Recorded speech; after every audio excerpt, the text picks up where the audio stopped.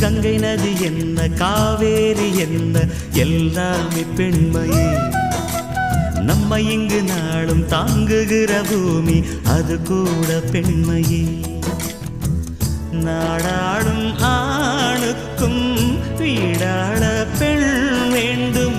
கடல் போன்ற வாழ்வினில் கலங்கரை விளக்கம்தானே பெண்.